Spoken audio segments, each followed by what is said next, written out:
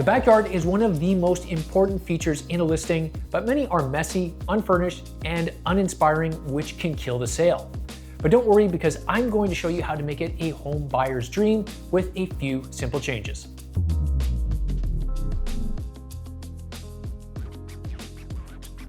Selling a home with an ugly backyard is kind of like going on a first date with someone that seems to have everything going for them, except they don't have a job. Now, this might not be a deal breaker for everyone, but it will be for most people. Don't ask me how I know. So here's your situation for today. You have a brand new listing and the interior is beautiful, but unfortunately, the backyard is neglected. The grass is about a foot tall, there are weeds everywhere, toys everywhere, and dog poop everywhere, which your photographer is definitely going to step in. Don't ask me how I know. The problem is the backyard is highly desirable and no one is going to want a backyard like this. To make things worse, this is a nice neighborhood, so every other listing that is up right now has a better yard than yours. A stunning backyard can put a listing over the top in terms of value and desirability, but an ugly backyard can be a real deal breaker, just like my photos on Tinder. Buyers will either skip your listing entirely or they will put in a pathetic offer just to see if you'll bite.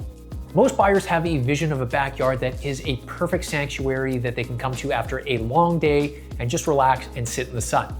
Unfortunately, this is not your listing. The first problem with a rough yard is that buyers will think it's ugly and it will take a ton of work to fix. This would be a deal breaker for me. So if there are weeds, tall grass, toys, and dog poop, this is going to be a major turnoff for buyers.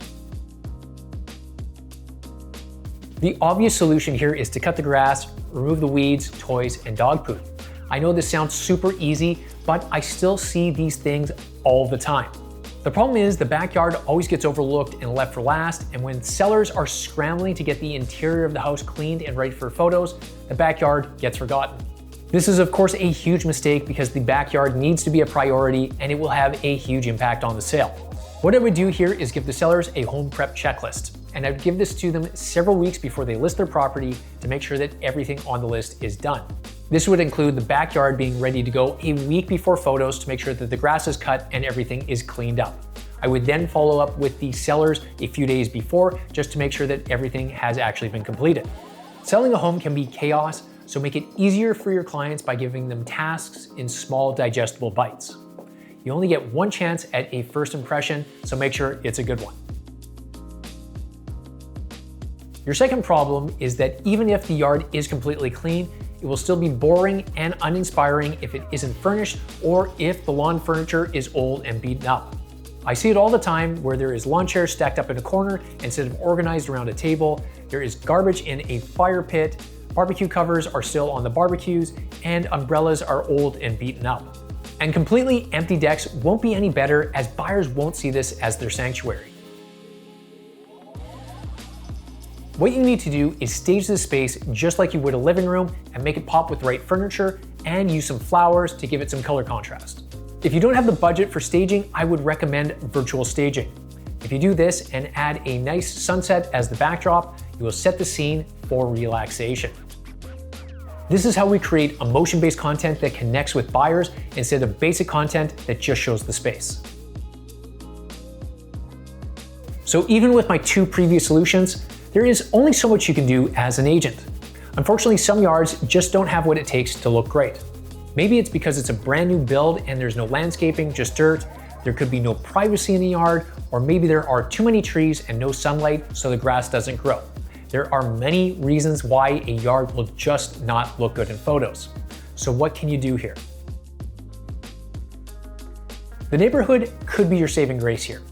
If your listing is next to parks, schools, or the neighborhood is full of lush, beautiful nature, drone photos could change the narrative. Here you can show that your listing is nestled in the perfect location. If you're next to a park, you can show the distance and the convenience, and a beautiful view will improve the perception of your yard. This is why all the friends that I hang out with are really good looking. They increase my perceived value. I mean, it hasn't done anything for me yet, but it will work for your listing. Although maybe I should hang out with even better looking people. So to wrap up, if you want to make your ugly backyard shine, make sure it is cleaned and maintained, have it staged to create that oasis narrative, and use drone photos to highlight its potential and positioning in a wonderful neighborhood. Thank you very much for watching the video today. And if you want the very best marketing tips and advice in real estate, make sure to subscribe to the channel so you get this information first. And remember, as always, stand out, sell more, and rebel against bad marketing. I'll see you in the next one.